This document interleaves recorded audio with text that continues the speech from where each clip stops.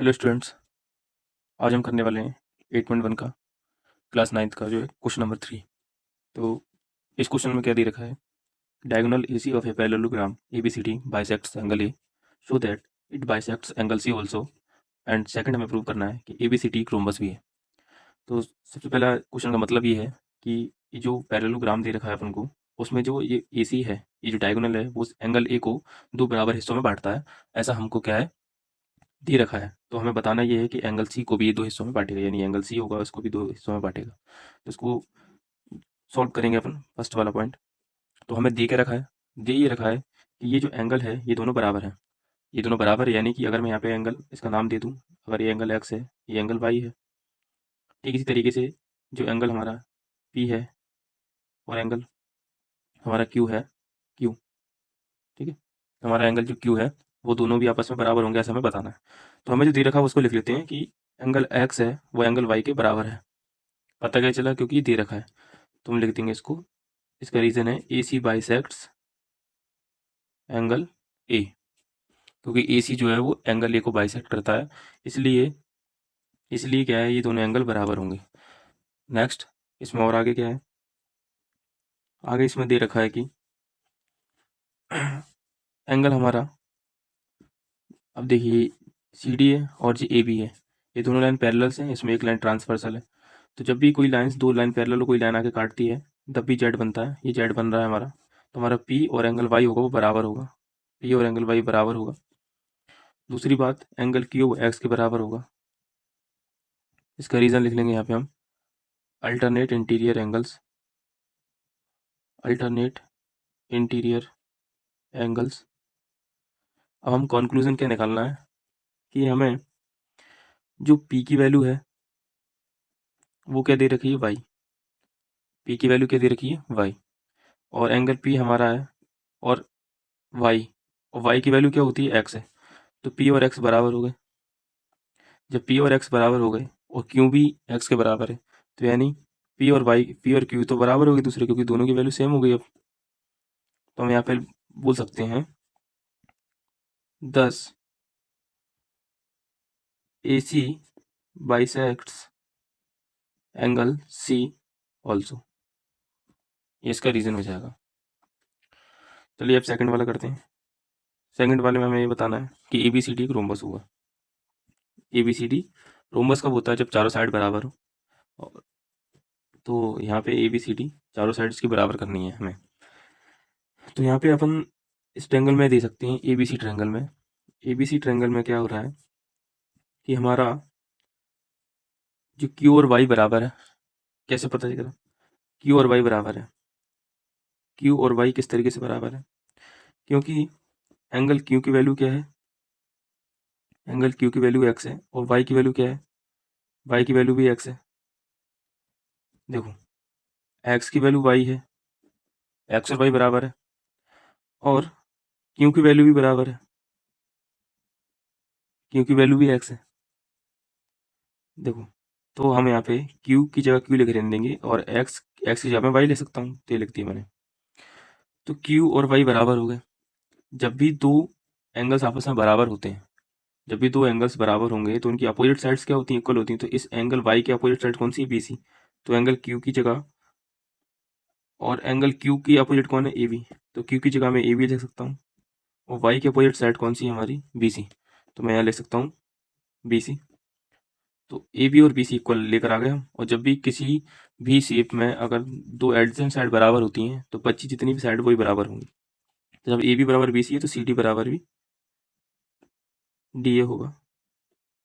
तो लिख देंगे all sides are equal,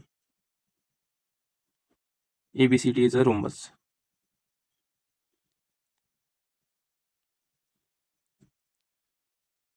ABCD is a rhombus हो गया। ये हमें प्रूव करना था, ये हमारा हो चुका है। अब है हमारे पास 8.1 क्लास 9th का question number 4। ABCD is a rectangle. ABCD एक रेक्टेंगल है in which diagonal AC bisects angle A as well as angle C so that. तो यहाँ पे ABCD एक रेक्टेंगल है। ये डायगोनल जो हमारा AC है वो इस A के भी दो हिस्से करता है, जैसे यहाँ पे दे रखा है, as well as angle C, और एंगल C के भी दो हिस्से करता है बराबर। तो हमें शो करना है कि ABCD का स्क्वायर होगा। दूसरी, diagonal BD bisects angle B as well as angle D। उसके बाद ये जो BD है डायगोनल वो D को भी 2 हिस्से करेगा और B के भी 2 हिस्से करेगा। तो सॉल्यूशन स्टार्ट करते हैं।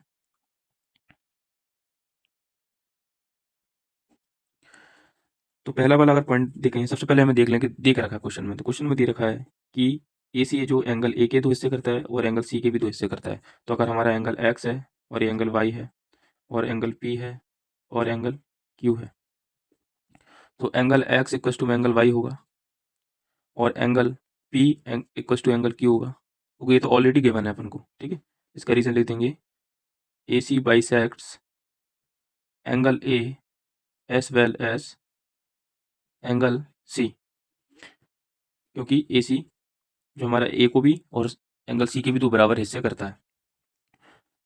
अब दूसरी बात, DC और AB पैरेलल लाइन्स है और एक लाइन ट्रांसवर्सल है, तो Z बन रहा है, ऐसा Z बन रहा है और एक Z बन रहा है हमारा, इस तरीके से भी बनना है। तो हम क्या कह सकते हैं यहाँ पे कि हमारा जो एंगल P होगा वो एंगल Y के बराबर होगा और हमारा जो एंगल Q होगा एंगल X के बराबर होगा, ऐसा हम कह सकते हैं। तो हमारा एंगल P वो एंगल Y के बराबर, एंगल Q एंगल X के बराबर होगा। तो यहाँ पे हम क्या कंक्लूजन निकाल सकते हैं कि जो हमारा Q है और जो हमारा एंगल Y है, क्या वो आपस में बराबर होगा, क्योंकि P की वैल्यू क्या है, Q दे रखी है और X की वैल्यू Y दे रखी है। तो क्या P की जगह या Y की जगह Y की वैल्यू X में ले सकता हूँ कि नहीं ले सकता, लिख सकता हूँ यहाँ पे। अब यहाँ पे देखिए Q और X की वैल्यू, Q और X की वैल्यू बराबर आ रही है और P और X की वैल्यू भी बराबर आ रही है। हालांकि मुझे करना क्या था कि हमारा जो P की वैल्यू Y है, तो इस P की जगह मैं Y लिख दूँ। अगर मैं P की जगह Y लिख देता हूँ तो हमारा Q की वैल्यू P है, एक दूसरे के इक्वल हो रहा है, और P की वैल्यू Y है। तो यहाँ पर P और Q तो इक्वल हो रहे हैं, तो बट P की वैल्यू क्या दे रखी है, Y, तो यहाँ पे Y ले सकता हूँ मैं, और Q की value as it is Q।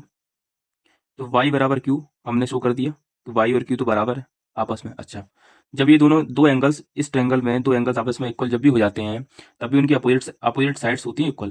तो एंगल Y का अपोजिट साइड कौन सी है, BC। तो यहाँ पे लिख देंगे BC। और Q की अपोजिट साइड कौन सी है, तो हम यहाँ पे जो Q की आपकी जस्ट अपोजिट साइड है वो हो रहा है AB। तो AB और BC, BC और AB और BC बराबर हो गया, हो गया। तो ठीक इसी तरीके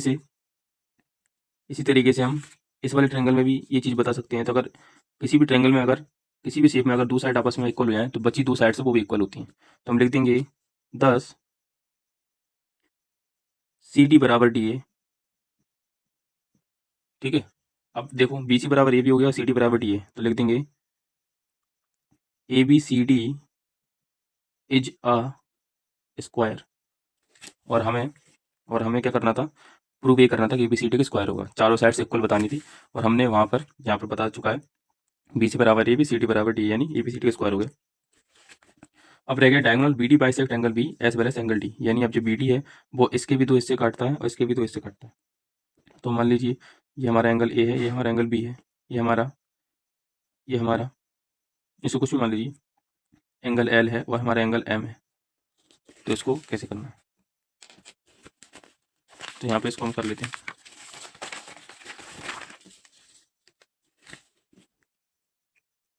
यहाँ पे हम इसको कर लेते हैं, सेकंड वाला पार्ट है डायगोनल BD। तो लिख देंगे अपन एंगल A और एंगल B हमें आपस में इक्वल शो करना है, एंगल A और एंगल B शो करना है, और एंगल L और एंगल M ये दोनों इक्वल शो करना है। ठीक है, अब ये बताइए मेरे को, एंगल A एंगल B हमें शो करना है, एंगल L एंगल M के शो करना है। तो एंगल A और एंगल M बराबर होंगे, क्योंकि Z बनना है और ये एंगल आपस में equal, angle B angle A इसके इक्वल होगा L की। तो यहाँ से हम क्या कंक्लूजन निकाल सकते हैं कि हमारा जो एंगल, तो एंगल A की वैल्यू B दे रखी और यहाँ पे एंगल A की वैल्यू M बता रहा है, तो और M की वैल्यू L है, तो हम यहाँ पे एंगल A इक्वल टू में एंगल L ले सकते हैं। क्यों, क्योंकि M और L तो इक्वल है, यहाँ पे M और L तो इक्वल है, इसलिए अब एंगल A एंगल L के इक्वल आ चुका है। ठीक है। तो और एंगल बी भी एल के इक्वल आ चुका है।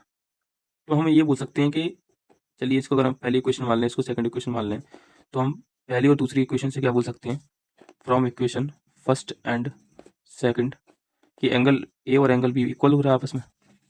हो गया। तो जब एंगल ए और एंगल बी यहाँ पे अगर हमारा है, एंगल ए और एंगल बी अगर इक्वल हो रहा है, तो यानी क्या है कि ये जो हमारा बी डी है वो डी को बाइसेक्ट करता है। तो लिख देंगे यहाँ पे B D bisects angle B. और दूसरा मैं ये बताना है इसमें कि डी को भी बाइसेक्ट करता है। चलिए इसको फटाफट डिस्कस कर लेते हैं। तो यहाँ पे हमारा एक चीज दे सकते हैं आप यहाँ पे कि एल और एम को हमें इक्वल लेकर आना है। ठीक है, एल और एम को हमें इक्वल लेकर आना है। तो एल और एम को इक्वल लेकर आना, तो एंगल एल की वैल्यू क्या है, एल की वैल्यू हमें एम दे रही थी। तो आपका ए और बी तो इक्वल ही है, ए और बी आपका इक्वल है। तो एंगल ए एंगल बी के इक्वल है और एंगल ए की वैल्यू दे रखी है हमको एम। यहाँ पे लिख लीजिए पहले angle A equal to angle B, और एंगल ए की वैल्यू किसकी दे रखी है, एम के इक्वल, और एंगल बी की वैल्यू दे रखी है हमें एल के इक्वल। तो हो गया एम और एल तो इक्वल आ गए। तो हम लिख सकते हैं यहाँ पे कि B D bisects angle D, यहाँ पे बी लिखेंगे और यहाँ पे डी लिखेंगे। तो लिख सकते हैं हम B D bisect angle B. तो हमारा हो गया सारा प्रूफ। ठीक है, तो होप करता हूँ आपको ये समझ में आया होगा, और भी इस एक्सरसाइज की वीडियो सब आपको जल्दी देखने को मिलेंगी। तो वीडियो पसंद आए तो कमेंट जरूर कीजिएगा, लाइक जरूर कीजिएगा। Thank you.